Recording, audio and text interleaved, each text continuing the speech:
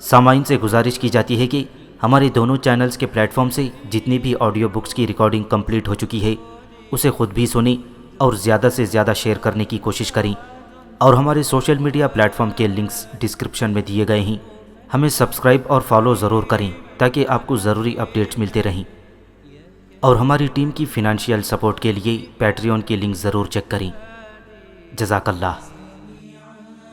بسم اللہ الرحمن الرحیم۔ ارطغرل غازی حصہ دوم، ایپیسوڈ 16۔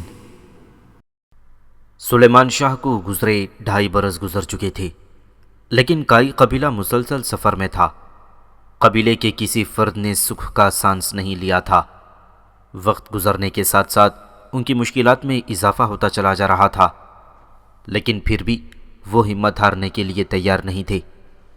سب ایک دوسرے کا دکھ درد بانٹتے ہوئے، ایک دوسرے کا سہارا بنتے ہوئے آگے بڑھتے چلے جا رہے تھے۔ ارطغرل اور حلیمہ سلطان اس وقت اپنے قبیلے کے عارضی پڑاؤ سے کچھ دور ایک دریا کے کنارے بیٹھے تھے۔ ان کے گھوڑے قریب ہی دریا کے کنارے پانی پی رہے تھے۔ اس لمحے حلیمہ کے چہرے پر ایک بے نام سی اداسی تھی۔ یوں لگتا تھا جیسے وہ چاہتے ہوئے بھی اپنے درد کا اظہار نہ کر پا رہی ہو۔ چند دنوں کی مسافت کے بعد ہم اپنی منزل پر پہنچ جائیں گے، ارطغرل نے اسے پریشان دیکھ کر تسلی دی۔ میرے ماموں سردار خوشنود کا پڑاؤ یہاں سے دور نہیں ہے، وہ ایک محفوظ مقام ہے۔ اگر ہم یہ سردیاں بخیریت گزار لیں تو سب ٹھیک ہو جائے گا انشاءاللہ۔ بہت جلد ہم اپنا نیا وطن حاصل کر لیں گے۔ میں اپنے لیے پریشان نہیں ہوں ارطغرل، حلیمہ کے لہجے میں برسوں کی تھکن تھی۔ پھر کیوں اداس ہو؟ ہم نے سردار سلیمان شاہ سے ایک وعدہ کیا تھا کہ ان کے پوتوں کے نام گندوز، شہریار اور عثمان رکھیں گے۔ حلیمہ نے اسے بیتے دنوں کا عہد یاد دلایا۔ ہاں بالکل مجھے یاد ہے، ارطغرل مسکرایا۔ انشاءاللہ وہ دن ضرور آئے گا، نیک بیٹے اور بیٹیاں ہمارے گھر میں خوشیاں لائیں گے۔ میں بتا چکی ہوں کہ میں اپنے بارے میں پریشان نہیں ہوں، میں اپنے ہونے والے بچے گندوز کے لیے پریشان ہوں۔ ارطغرل، میں ماں بننے والی ہوں، میرا دل کہتا ہے کہ ہمیں بیٹے کی نعمت سے نوازا جائے گا۔ حلیمہ نے شرما کر بتایا تو ارطغرل کا چہرہ بھی خوشی سے کھل گیا۔ اللہ اللہ، اے فلک، اے زمین، تم گواہ رہنا، میں باپ بننے والا ہوں۔ وہ خوشی سے جھوم کر بے اختیار چلا اٹھا۔ آرام سے ارطغرل، جذبات پر قابو رکھو، ابھی بہت وقت ہے۔ حلیمہ اسے خوش دیکھ کر محبت سے بولی۔ میں کیسے جذبات پر قابو رکھوں؟ سارا قبیلہ اس خوشخبری کا منتظر ہے۔ کاش سلیمان شاہ زندہ ہوتے تو یقیناً ان کی خوشی بھی قابل دید ہوتی۔ والد کو یاد کر کے ارطغرل اداس ہو گیا تھا۔ چاہے کچھ بھی ہو جائے، ہم جتنی بھی اچھی جگہ جائیں، ہمارے بچے کو روتے ہوئے یہ نہ پوچھنا پڑے کہ اس کا باپ کہاں ہے۔ حلیمہ نے ارطغرل کا ہاتھ تھام کر اس خوف کا اظہار کر دیا جو اسے اندر ہی اندر کھائے چلا جا رہا تھا۔ زندگی اور موت اللہ کے ہاتھ میں ہے، لیکن جب تک میں زندہ ہوں تمہیں اور اپنے بچوں کو دکھ اور تکلیف سے بچائے رکھوں گا حلیمہ سلطان، ارطغرل نے عہد کیا۔ اللہ تمہیں لمبی زندگی دے، حلیمہ سلطان نے صدقے دل سے دعا دی۔ عین اسی لمحے ایک سنسناتا ہوا تیر جھاڑیوں کے عقب سے نمودار ہوا اور ان کے قریب ہی درخت کے تنے میں پیوست ہو گیا۔ خطرہ بھانپتے ہی ارطغرل نے اپنی تلوار کھینچ لی۔ اس سے قبل کہ وہ دونوں کچھ سمجھ پاتے، خونخوار منگول سپاہیوں کا ایک دستہ انہیں چاروں طرف سے گھیر چکا تھا۔ وہ وحشیوں کی طرح منہ سے آوازیں نکال کر ان کے گرد گھیرا تنگ کر رہے تھے۔ اچھا تو تم یہاں ہو، اے ترک، اگر تم اپنی خوبصورت بیوی کو زندہ دیکھنا چاہتے ہو تو ہتھیار ڈال دو۔ ایک گھڑ سوار نے آگے بڑھ کر ارطغرل کو للکارا۔ سر سے گنجا یہ شخص منگول لشکر کا ایک مانا ہوا جنگجو تنگود تھا، جس کی خون ریزی کے قصے ہر جگہ مشہور تھے۔ اسی وقت دوسرا تیر داغا گیا جو حلیمہ کے بازو کو چھو کر گزر گیا۔ میں آخری بار کہہ رہا ہوں، ہتھیار پھینک دو، تنگود حلق کے بل چلایا۔ جلدی گھوڑوں تک پہنچو اور پیچھے مڑ کر مت دیکھنا۔ فوراً پڑاؤ تک پہنچ کر گلدارو بھائی کو خبر کرو، انہیں کہو کہ وہ ہماری مدد کو آئیں۔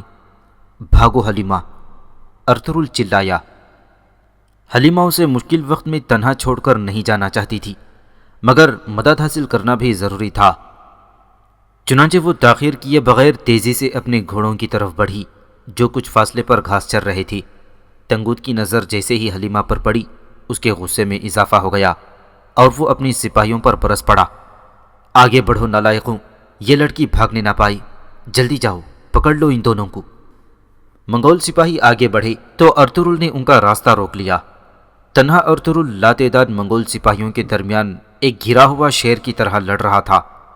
ارطغرل اس بہادری اور جواں مردی سے لڑ رہا تھا کہ تنگوت کا منہ بھی حیرت سے کھلا رہ گیا۔ منگول کٹ کٹ کر گر رہے تھے۔ تنگوت کو جلدی اندازہ ہو گیا تھا کہ ارطغرل کو پکڑنا آسان نہیں ہے۔ ارطغرل، تو اور تیرا قبیلہ اپنے نئے ٹھکانے تک نہیں پہنچ سکے گا، کوئی نہیں بچے گا تم میں سے، سب فنا ہو جائیں گے منگولوں کے ہاتھوں، تنگوت نے چلا کر کہا۔ اسی پل ارطغرل نے ایک حملہ آور گھوڑ سوار کو کھینچ کر زمین پر پٹک دیا اور خود اس کے گھوڑے پر سوار ہو کر حلیمہ کے تعاقب میں روانہ ہو گیا۔ اسے حلیمہ کی بہت فکر تھی، جس کے تعاقب میں اس نے کئی منگول سپاہیوں کو جاتے دیکھا تھا۔ ارطغرل تیزی سے آگے بڑھ رہا تھا کہ راستے میں ندی حائل ہو گئی۔ اس نے اپنا گھوڑا ندی میں اتار دیا۔ منگول سپاہی اس کے تعاقب میں تھے۔ پانی میں رفتار کم ہو گئی تو ندی کے عین وسط میں منگول اسے گھیرنے میں کامیاب ہو گئے۔ ارطغرل ظلم کے سامنے جھکنے والا نہیں تھا۔ اس نے دوبارہ تلوار سنبھالی اور ندی کا شفاف پانی منگولوں کے ناپاک خون سے لال ہونے لگا، لیکن منگول سپاہیوں کی تعداد اتنی زیادہ تھی کہ وہ ایک خاص حد سے زیادہ مزاحمت نہ کر سکا۔ اب ہر طرف سے نیزوں کی انیاں ارطغرل کے جسم کو چھو رہی تھیں۔ ندی کے دونوں کناروں پر کھڑے تیر اندازوں نے بھی نشانہ لے لیا تھا۔ اسے قتل نہ کرنا، کماندر نویان کو یہ ترک جنگجو زندہ چاہیے، تنگوت نے اپنے سپاہیوں کو حکم دیا اور گھوڑے سے اتر کر اس کے قریب آ گیا۔ آخر ہم مل ہی گئے ارطغرل، تمہارا چرواہوں کا قبیلہ ہماری چمکتی ہوئی تلواروں کا مزہ چکھ چکا ہے، وہ تکبر سے بولا۔ پھر مجھے بھی مار دو ورنہ تمہیں موت بھی نہیں بچا پائے گی، ارطغرل شیر کی طرح دہاڑا۔ میں تمہاری یہ خواہش ضرور پوری کر دیتا، افسوس کہ کماندار نویان نے تمہیں زندہ لانے کو کہا ہی، تمہیں تو اس کا شکر گزار ہونا چاہیے کہ اب تم سانس لے رہے ہو۔ ایک زمانے میں تم عظیم اوغوز خان کے کتوں جیسے تھے، ارطغرل نے نفرت سے کہا۔ روس، چین، ہندوستان، دجلہ اور فرات کے مضافات میں سارے علاقے چنگیز خان کے بیٹے خاقان اعظم اوگتائی خان کی سلطنت میں شامل ہو چکے ہیں۔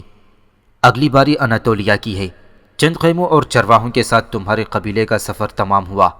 تم چنگیز خان کی فوج سے بچ کر نہیں جا سکتے۔ تمہارا کھیل ختم ہوا ارطغرل، سب ختم ہو گیا، تنگوت نے ارطغرل کی گردن پر تلوار رکھ کر کہا۔ یہ وہی عظیم سرزمین ہے جہاں بہادر لوگ پیدا ہوتے ہیں، ہم اپنی جانیں قربان کر دیں گے مگر اس زمین کا ایک ٹکڑا بھی تمہیں نہیں دیں گے، ارطغرل نے کسی خوف کے بغیر پرعزم لہجے میں کہا تو تنگوت کا چہرہ غصے سے لال ہو گیا۔ بہت جلد ہم ترکوں کے خون کی ندیاں بہا دیں گے، تب تمہیں منگولوں کی طاقت کا اندازہ ہوگا۔ یہ کہہ کر تنگوت اپنے سپاہیوں سے مخاطب ہوا، چلو اٹھاؤ اسے نالائقوں، ہمیں جلد از جلد کاروان سرائے پہنچنا ہے، کماندار نویان وہاں اس کا انتظار کر رہے ہیں۔ حکم ملتے ہی منگول سپاہیوں نے ارطغرل کے کندھے پر لکڑی کا بھالا رکھا اور اس کے دونوں ہاتھ دائیں بائیں باندھ دیے۔ اب وہ اس بندھے ہوئے شیر کو تلواروں کے سائے میں کھینچتے ہوئے آگے بڑھ رہے تھے۔ کائی قبیلے کا بچا کچا پریشان حال کارواں دودرگا قبیلے کے پڑاؤ پہنچا تو محافظوں نے انہیں دیکھ کر نقارے پر چوٹ لگا دی۔ کائی قبیلہ آ گیا ہے، کائی قبیلہ آ گیا۔ جیسے ہی اعلان ہوا، سردار خوشنود بھی اپنے خیمے سے باہر آ گیا۔ کیا بات ہے، نقارہ کیوں بج رہا ہے؟ اس نے اپنی سپاہیوں سے پوچھا۔ میرے آقا، کائی قبیلے کے لوگ پہنچ گئے ہیں، ان کی حالت بہت خراب ہے، اکثر لوگ شدید زخمی حالت میں ہیں۔ سردار خوشنود نے دور سے آتے لوگوں کے حالات دیکھی تو وہ پریشان ہو گیا۔ خوشنود کی دوسری بیوی عالیہ خاتون بھی خیمے سے باہر آ گئی تھی۔ اللہ خیر کرے، صورتحال کچھ اچھی نہیں لگ رہی، قبیلے کے طبیب عارف صاحب نے عالیہ خاتون سے کہا۔ کچھ ٹھیک نہیں لگ رہا عارف صاحب، ان کے لیے فوری طبی امداد کا بندوبست کریں، مجھے کچھ ٹھیک نہیں لگ رہا، عالیہ خاتون نے کہا تو طبیب عارب اپنی معاون طبیبہ کو ضروری ہدایت دینے لگے تھی۔ کئی قبیلہ نزدیک پہنچا تو ان میں سے اکثریت زخموں کی تھی۔ یہ لوگ حائمہ خاتون کی قیادت میں لوٹے پیٹے یہاں پہنچے تھے۔ ان کی حالت دیکھ کر عالیہ خاتون اور سردار خوشنود بھی تیزی سے آگے بڑھے۔ کیا ہوا میری بہن؟ یہ کیا ہوا تمہیں؟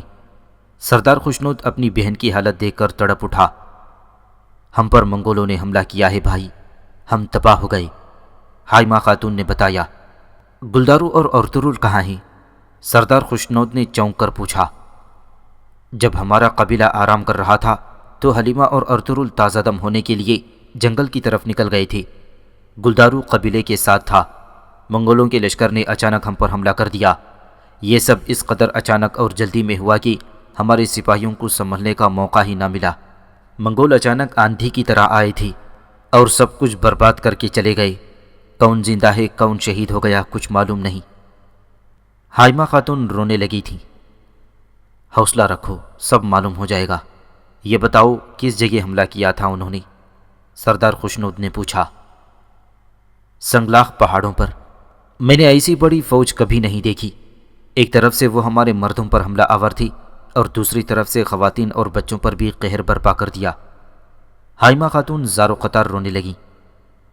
وہ انسان نہیں تھے، درندے تھے، بھوکے بھیڑیوں کی طرح حملہ کر رہے تھے۔ روشنی نے کہا، کائی قبیلے نے بہت سی جنگیں لڑی ہیں لیکن اس شدت کا حملہ ہم نے کبھی نہیں دیکھا۔ ہماری خواتین اور بچوں نے خود کو ہتھیاروں سے بچانے کی کوشش کی۔ عورتیں اپنے بیٹوں، بھائیوں اور شوہروں کے ساتھ بہادری سے لڑیں لیکن ہمارے زیادہ ترک مارے گئے۔ شہناز خاتون نے بتایا، منگول ہماری توقع سے بہت پہلے حملہ آور ہو گئے ہیں۔ آنے والے سخت دن ہمارے منتظر ہیں حائمہ بہن، ہمیں بہت سوچ سمجھ کر قدم اٹھانا ہوگا۔ سردار خوشنود بہن کو حوصلہ دینے لگی تھی۔ اس وقت سردار خوشنود کا جوان سال بیٹا تیمور بھی وہاں پہنچ گیا۔ اسے منگولوں کے اس حملے کی خبر مل گئی تھی اور وہ بہت پریشان دکھائی دے رہا تھا۔ خوش آمدید پھوپھی جان، اس نے آگے بڑھ کر حائمہ خاتون کی دستبوسی کی۔ میں نے ابھی یہ خبر سنی ہے، بہت دکھ ہوا، کیا صورتحال ہے؟ تیمور میرے پیارے بھتیجے، یہ سب منگولوں کا کیا دھرا ہے، حائمہ خاتون نے مختصر کہا۔ میں قسم کھاتا ہوں جنہوں نے آپ کو تکلیف پہنچائی میں انہیں زندہ نہیں چھوڑوں گا، تیمور پرجوش لہجے میں بولا۔ تمہارے بھائی ارطغرل اور گلدارو بھی آ جائیں تو دل کو سکون مل جائے گا، میں ان کی وجہ سے بہت پریشان ہوں۔ حائمہ خاتون نے پریشانی کا اظہار کیا۔ یقیناً وہ ضرور آئیں گے پھوپھی جان، تیمور نے انہیں تسلی دی اور اپنے والد کی طرف متوجہ ہوا۔ بابا جان، منگولوں نے جو کہا تھا کر دکھایا۔ چنگیز خان کے بیٹے اکتائی خان نے ان کو کسی مقصد کے لیے ہی بھیجا ہے۔ آنے دو، دیکھ لیں گے انہیں بھی، سردار خوشنود نے عزم سے کہا تو تیمور بھی خاموش ہو گیا۔ زیادہ دیر نہیں ہوئی تھی کہ حلیمہ سلطان بھی وہاں پہنچ گئی۔ اس کے ساتھ ارطغرل کی گھوڑی بھی تھی لیکن سوار موجود نہیں تھا۔ حلیمہ، حائمہ خاتون اسے دیکھ کر تڑپ اٹھی۔ گھوڑی رکتے ہی شہناز اور عالیہ نے سہارا دے کر اسے نیچے اتارا۔ حلیمہ میری بچی، کیا ہوا؟ حائمہ خاتون تڑپ کر بولی۔ حلیمہ بتاؤ میری بچی کیا ہوا ہے، مجھے بتاؤ تاکہ میں کوئی قدم اٹھا سکوں۔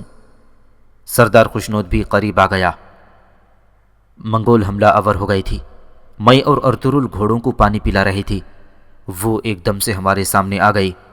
ارطغرل نے مجھے آپ کو خبر دینے کے لیے بھیج دیا تھا، حلیمہ نے مختصراً بتایا۔ وہ اپنے حواس میں نہیں دکھائی دے رہی تھی۔ ارطغرل کہاں ہے؟ حائمہ خاتون نے بےتابی سے پوچھا۔ وہ ان سے لڑ رہا تھا، جب میں نے وہاں سے بھاگنا چاہا تو مجھے سخت مزاحمت کا سامنا کرنا پڑا۔ تعاقب کرنے والوں کو ختم کرنے کے بعد میں وہاں سے بچ نکلنے میں کامیاب ہو گئی، لیکن پڑاؤ پہنچ کر دیکھا کہ قافلہ تباہ و برباد ہو چکا ہے۔ مجھے سمجھ نہیں آ رہی تھی کہ کیا کروں، میرا دل بہت گھبرا رہا تھا۔ میں فوراً واپس گئی جہاں ارطغرل کو چھوڑا تھا۔ پھر تم نے کیا دیکھا حلیمہ؟ حائمہ خاتون کو اپنے دل کی دھڑکن رکتی محسوس ہوئی۔ ارطغرل وہاں نہیں تھا، وہ کہیں نہیں تھا، میں اسے ڈھونڈنے میں ناکام رہی ہوں۔ مجھے معلوم نہیں کہ ارطغرل زندہ ہے یا نہیں۔ اس انکشاف پر ہر سو خاموشی چھا گئی تھی۔ ارطغرل کا سراغ نہ ملنا اچھی بات نہیں تھی۔ ہر ذہن میں خدشات سر اٹھا رہی تھی۔ ہر شخص پریشان تھا، لیکن کسی کے پاس کہنے کو کچھ نہیں بچا تھا۔ طبیب عارف خود بھی لوگوں کو طبی امداد فراہم کرنے میں مصروف تھے۔ جیسے ہی ایک گھوڑا گاڑی ان کے قریب پہنچی، وہ تیزی سے اس کی طرف بڑھے۔ اس گھوڑا گاڑی میں دلی دمیر سفید چادر میں لپٹے ہوئے ایک وجود کے ساتھ بیٹھے ہوئے تھے۔ عارف صاحب میری بیٹی کی مدد کریں، اسے بچا لیں۔ دلی دمیر نے رندے ہوئے لہجے میں التجا کی تو عارف صاحب تیزی سے گھوڑا گاڑی میں چت لیٹی ہوئی شاہینہ کی طرف بڑھے۔ انہوں نے شاہینہ کے چہرے سے چادر اٹھا کر دیکھا اور پھر سپاہیوں کو حکم دیا، جلدی آؤ، نیچے اتارو اس بچی کو۔ جلدی ہی وہ شاہینہ کو گاڑی سے اتار کر خیمے میں لے گئے۔ شاہینہ کا جسم پوری طرح جھلس چکا تھا، منگولوں نے اسے زندہ جلا دیا تھا اور وہ اپنی آخری سانسیں لے رہی تھی۔ اسی دوران نورگل بھی آ گیا۔ شاہینہ کی حالت دیکھ کر اس کا دل چھلنی ہو گیا تھا۔ طبیب عارف نے بہت کوشش کی لیکن شاہینہ کی جان نہ بچا سکے، اور وہ ہر پل چہکنے والی، دوسروں کے دکھ درد بانٹنے والی لڑکی قبیلے کے ہر فرد کو سوگوار چھوڑ کر خالق حقیقی سے جا ملی۔ اسی شام گلدارو اور سپاہی حمزہ اپنے چند جوانوں کے ساتھ ایک منگول سپاہی کو لے کر قبیلے میں آ گئے تھے۔ وہ اسے زندہ گرفتار کر لائے تھے تاکہ مزید تفتیش کی جا سکے۔ حائمہ خاتون نے بیٹے کو دیکھا تو آگے بڑھ کر سینے سے لگا لیا۔ باقی لوگ بھی اس کی آمد پر رب کا شکر ادا کر رہے تھے۔ میرا بھائی کہاں ہے؟ گلدارو نے حلیمہ سلطان سے پوچھا۔ ارطغرل کی کچھ خبر نہیں کہ وہ کہاں ہے۔ حلیمہ اور ارطغرل پر حملہ ہوا تھا۔ ارطغرل نے حلیمہ کو مدد حاصل کرنے کے لیے وہاں سے بھیج دیا تھا، اب وہ کہاں ہے کوئی نہیں جانتا۔ حمزہ فوراً اپنے جانبازوں کو تیار کرو، ہمیں ارطغرل کی تلاش میں جانا ہے۔ گلدارو نے حمزہ کو حکم دیا، پہلے خیمے میں آؤ، وہاں بیٹھ کر سوچتے ہیں، پھر کوئی فیصلہ کریں گے۔ سردار خوشنود نے گلدارو کے کندھے پر ہاتھ رکھا۔ تیمور بھی گلدارو سے بہت گرمجوشی سے ملا تھا۔ اگر ہم اس منگول کتے سے اگلوا لیں تو ان کے ٹھکانے کا پتہ چل سکتا ہے۔ گلدارو نے ستون سے بندھے منگول سپاہی کی طرف اشارہ کیا تھا۔ آپ کچھ دیر آرام کر لیں، میں خود اسے دیکھ لوں گا۔ اس منگول سپاہی کی زبان کیسے کھلے گی میں اچھی طرح جانتا ہوں، میں اسے کچھ بتائے بغیر مرنے نہیں دوں گا۔ تیمور نے گلدارو کو تسلی دے کر خیمے میں بھیج دیا۔ اس کے جاتے ہی تیمور منگول سپاہی کے پاس آ گیا جسے ستون سے باندھا گیا تھا۔ اس نے منگول سپاہی سے معلومات اگلوانا چاہیں تو وہ تشدد برداشت نہ کر سکا اور بے ہوش ہو گیا۔ اسے ہوش میں لاؤ، میں کچھ دیر تک واپس آتا ہوں، تیمور نے اپنے ایک خاص سپاہی سے کہا اور سردار خوشنود کے خیمے میں چلا گیا جہاں سب لوگ موجود تھے۔ وہ بے ہوش ہو گیا ہے، جانے سے پہلے ہمیں اس کی زبان کھلوانی ہوگی۔ اس کی آنکھوں سے محسوس ہوا ہے کہ وہ کچھ جانتا ہے۔ تیمور نے سردار خوشنود اور گلدارو کو بتایا۔ گلدارو، اصل صورتحال کیا ہے؟ سردار خوشنود نے سوال کیا۔ ہمارے بہت سے لوگ شہید ہو چکے ہیں مامو جان، زخمیوں کی تعداد بھی کچھ کم نہیں ہے۔ جب تک ہم اس کافر نویان کو تلاش نہ کر لیں مسئلہ حل نہیں ہوگا، اسے اپنے ہر ظلم کی قیمت چکانی ہوگی۔ تیمور بہت پرجوش دکھائی دے رہا تھا۔ حلیمہ بیٹی، جس آدمی نے تم پر حملہ کیا کیا وہ گنجا تھا؟ سردار خوشنود نے پوچھا۔ جی ایسا ہی ہے خوشنود ماموں، حلیمہ نے بتایا تو خوشنود سردار نے اس بات میں سر ہلا دیا۔ اس کا مطلب ہے نویان ارطغرل کو زندہ پکڑنا چاہتا ہے۔ سردار خوشنود نے خیال ظاہر کیا۔ یہ آپ کیسے کہہ سکتے ہیں؟ گلدارو چونکا۔ ان کے ایک گروہ نے تمہارے پڑاؤ پر حملہ کیا جبکہ دوسرا گروہ ارطغرل کے تعاقب میں رہا۔ اس کا مطلب ہے وہ ارطغرل کو اچھی طرح جانتے ہیں۔ نویان نے ارطغرل کے پیچھے اپنے سب سے قابل اعتماد آدمی تنگود کو بھیجا ہے۔ یعنی وہ کافی وقت سے ہمارے تعاقب میں ہیں؟ گلدارو نے حیرت سے کہا۔ ہاں ایسا ہی ہے، منگول پہلے اپنے شکار کو اچھی طرح بھانپتے ہیں، پھر ایک جال ڈالتے ہیں اور صورتحال کے مطابق حملہ کرتے ہیں۔ وہ کبھی اس جنگ میں نہیں کودتے جسے جیت نہ سکیں، سردار خوشنود نے بتایا۔ میرے بھائی اب ہم کیا کریں گے؟ حائمہ خاتون بہت پریشان تھیں۔ سردار خوشنود نے انہیں تسلی دی اور بیٹے سے مخاطب ہوا۔ تم اس آدمی سے معلومات حاصل کرو، ہم نہیں جانتے کہ نویان کس جہنم میں چھپا بیٹھا ہے، لیکن سب سے پہلے ہمیں ارطغرل کو تلاش کرنا ہوگا۔ تم فوراً جانبازوں کو اکٹھا کرو، اس کام میں دیر نہیں ہونی چاہیے۔ بھائی، اگر انہوں نے ارطغرل کو پکڑ لیا ہے تو کیا وہ اسے زندہ رکھیں گے؟ حائمہ خاتون نے خدشے کا اظہار کیا تو سردار خوشنود نے بے بسی سے نظریں جھکا دیں۔ اس بات کا جواب کسی کے پاس نہیں تھا۔ حائمہ خاتون کو ارطغرل کی بہت فکر تھی، لیکن وہ اس بات پر شکر ادا کر رہی تھیں کہ انہوں نے اپنے بیٹے زلجان اور حلیمہ سلطان کے بھائی شہیر کو جنگجو کی تربیت کے لیے بھیج دیا تھا۔ کم از کم ان دونوں کی طرف سے انہیں کوئی پریشانی نہیں تھی۔ وہ دونوں بابر کے ساتھ جنگی مشقوں پر گئے ہوئے تھے۔ سردار خوشنود کی بیوی عالیہ خاتون تیمور کی سوتیلی ماں تھی۔ تیمور اسے بالکل بھی پسند نہیں کرتا تھا۔ وہ سمجھتا تھا کہ عالیہ خاتون نے سردار خوشنود کو اپنے جال میں پھنسا کر کسی سازش کے تحت اس سے شادی کی تھی۔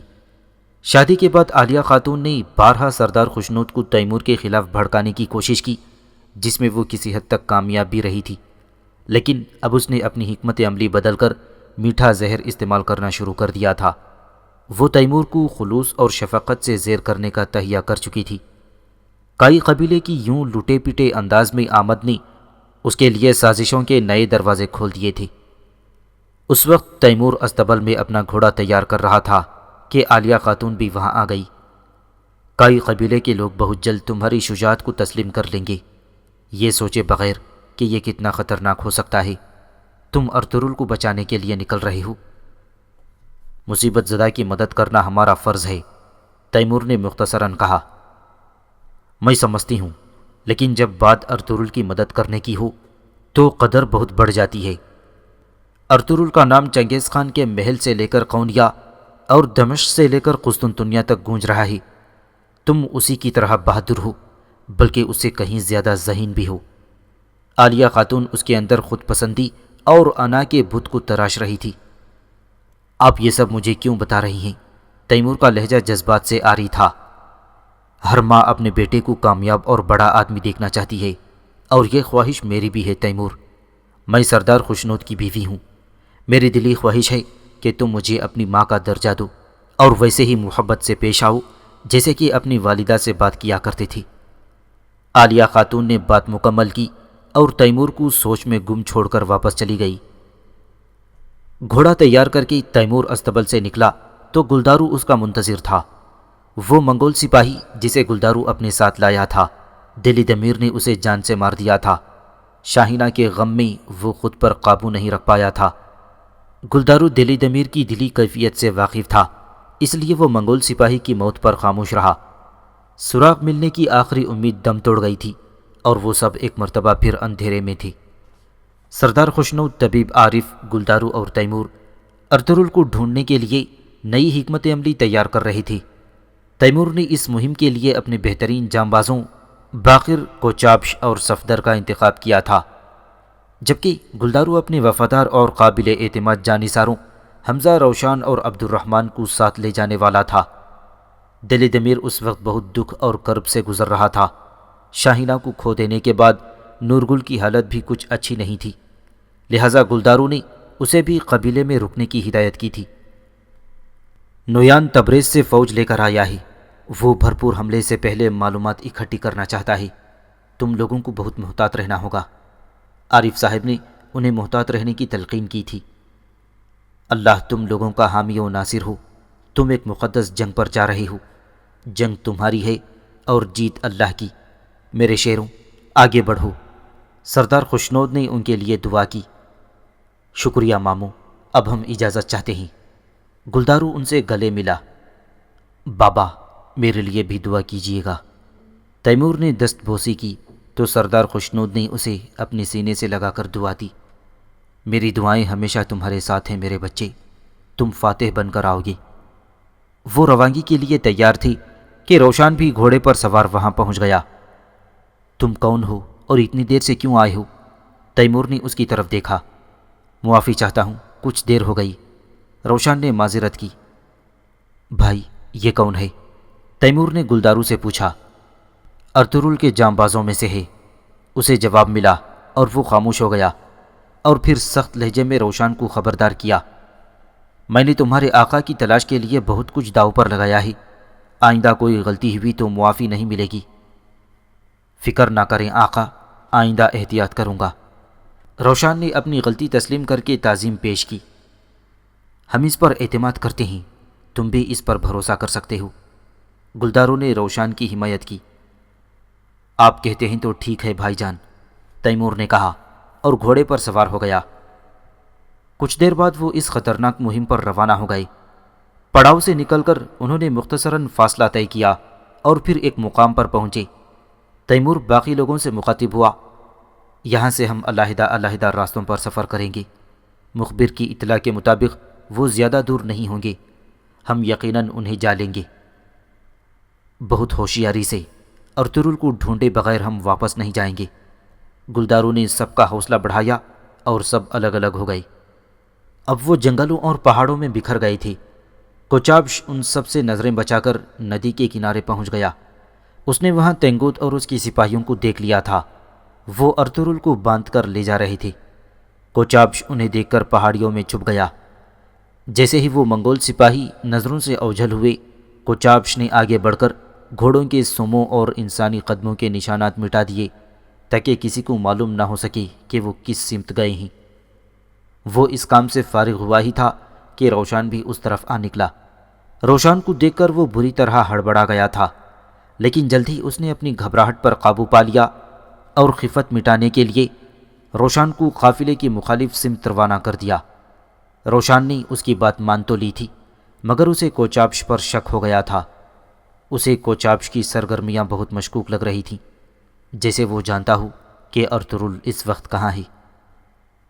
کافی دیر بعد وہ سب ایک کھلے میدان میں جمع ہوئے تو کسی کو ارطغرل کا سراغ نہیں ملا۔ اندھیرا پھیل رہا تھا۔ اب وہ ایک مقام پر سستانے کے لیے رک گئے اور آگ جلا کر گوشت بھوننے لگے تھے۔ شکر ہے بابر زلجان اور شہیر کو جنگی تربیت کے لیے بھیج دیا گیا ہے، روشان نے حمزہ سے کہا۔ اگر وہ دونوں بھی یہاں ہوتے تو یقیناً مارے گئے ہوتے۔ حمزہ نے اس سے اتفاق کیا۔ دل کرتا ہے ابھی کوچابش کا کام تمام کر دوں، جیسے بابر کرتا تھا، بنا کچھ سوچے سمجھے۔ روشان نے کچھ فاصلے پر بیٹھے کوچابش کو دیکھ کر سرگوشی کی۔ کوچابش بھی اسے کنکیوں سے دیکھ رہا تھا اور روشان کو شک تھا کہ وہ ان سے کچھ چھپا رہا تھا۔ کیوں؟ اس نے ایسا کیا کیا؟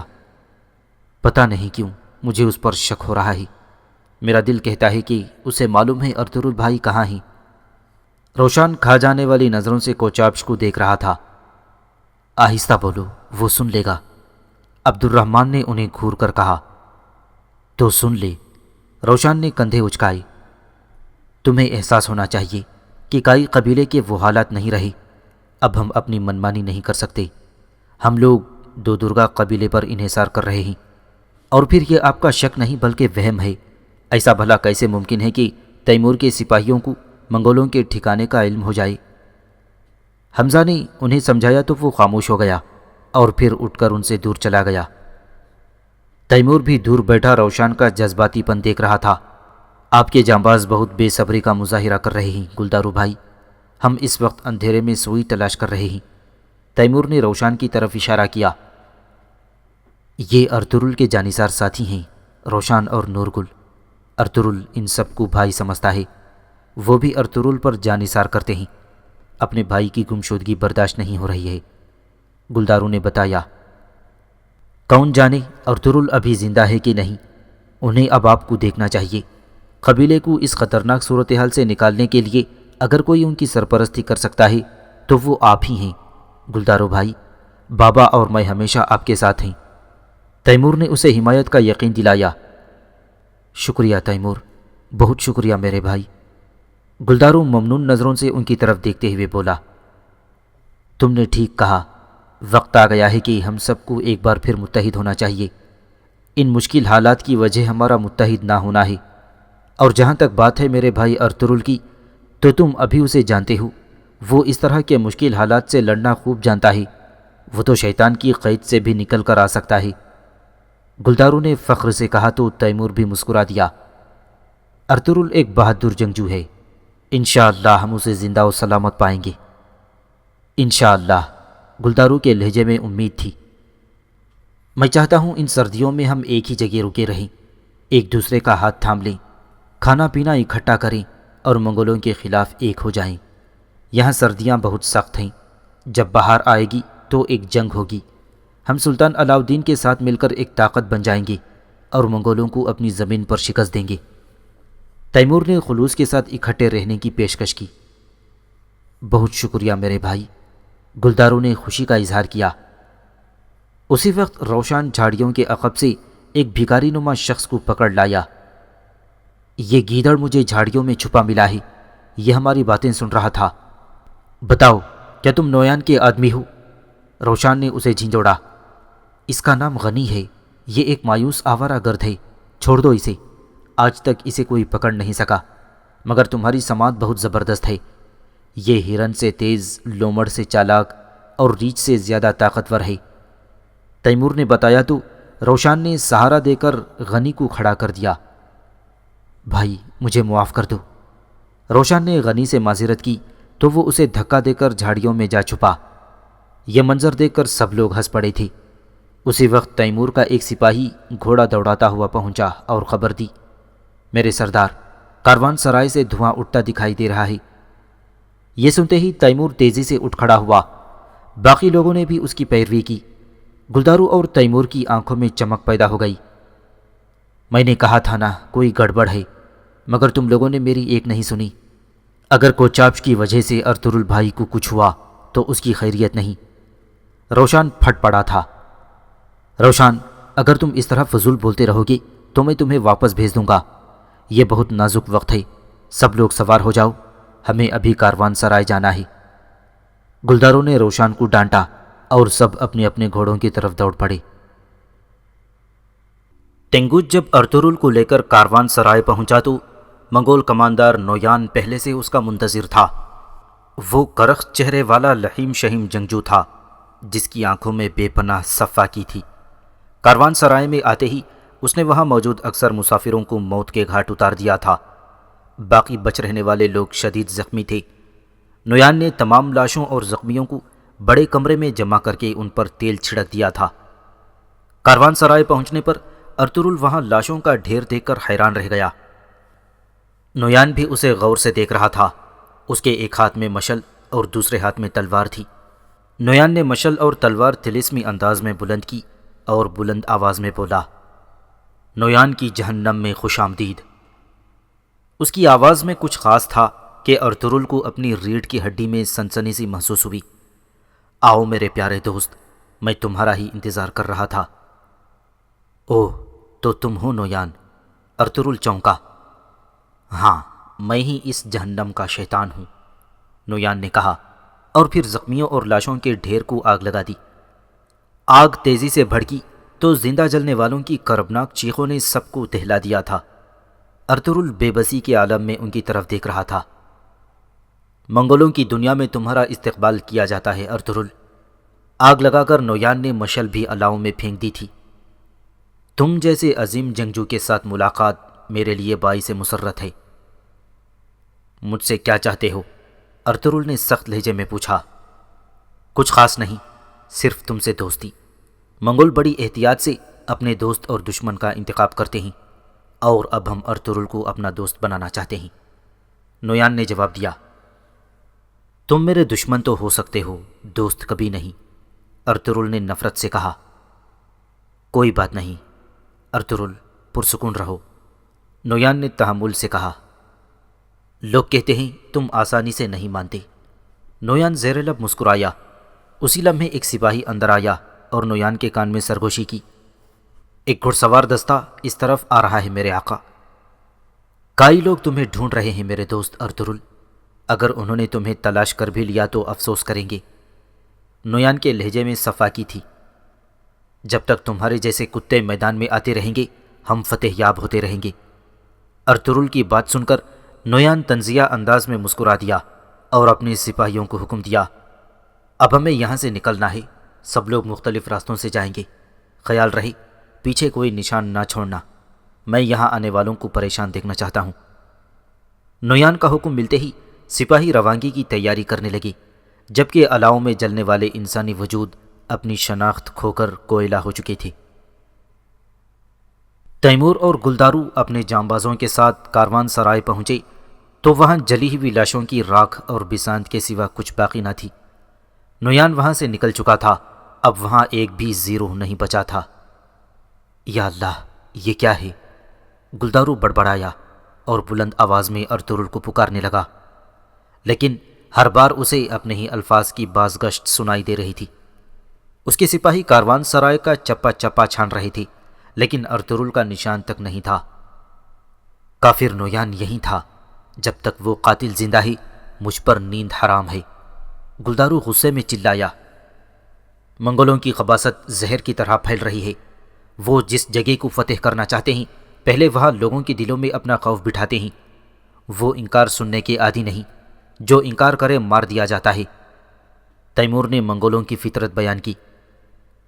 جب ارطغرل کا سراغ نہ ملا تو گلدارو دھڑکتے دل کے ساتھ جلی ہوئی لاشوں کی راکھ کو ریتنے لگا۔ نہ چاہتے ہوئے بھی اسے یہ کام کرنا پڑ رہا تھا۔ اس کے دل میں طرح طرح کے وسوسے آ رہے تھے۔ پھر جیسے ہی گلدارو کی نظر ایک جلی ہوئی لاش کے قریب پڑی انگوٹھی پر پڑی، اس نے جھپٹ کر وہ انگوٹھی اٹھا لی۔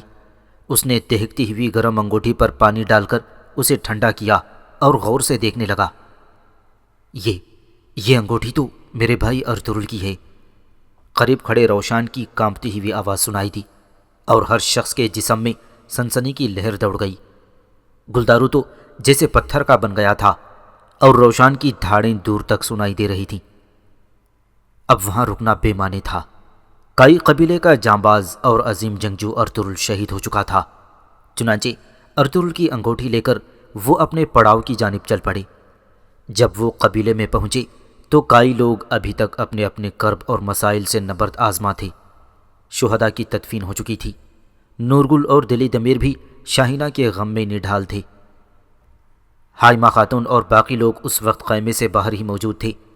گلدارو اور تیمور ان کے قریب پہنچ کر گھوڑوں سے اتر آئی۔ انہیں خالی ہاتھ واپس آتے دیکھ کر سب کے دل دھک دھک کر رہے تھے۔ کیا ہوا بیٹا؟ حائمہ خاتون نے ہمت کر کے پوچھا۔ امی جان، حلیمہ، مجھے معاف کر دیں، میں اپنے بھائی کو واپس نہیں لا سکا۔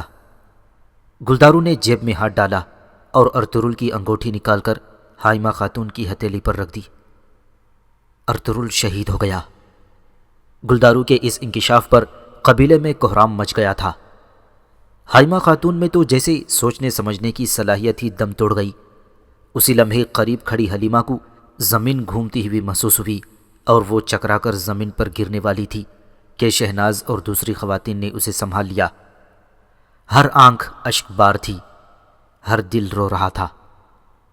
یہ سب کیسے ہو گیا بیٹا؟ سردار خوشنود نے آگے بڑھ کر گلدارو کے کندھے پر ہاتھ رکھا۔ ان ظالموں نے ارطغرل کو جلا ڈالا مامو جان، انہوں نے سب کو جلا ڈالا۔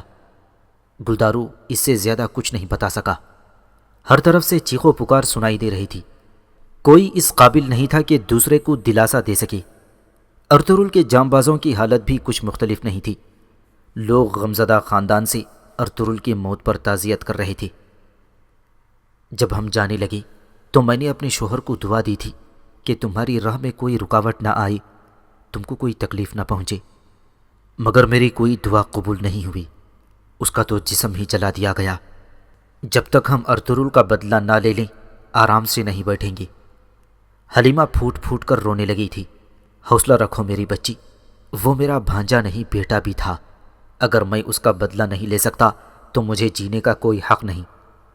سردار خوشنود نے حلیمہ سلطان کے سر پر دست شفقت رکھا اور اپنے خیمے میں چلا گیا تاکہ فوراً معززین قبیلے کو جمع کر کے مشاورت کی جا سکے۔ اس کے جاتے ہی گلدارو بوجھل قدموں سے آگے بڑھا اور ارطغرل کی تلوار حلیمہ کی طرف بڑھا دی۔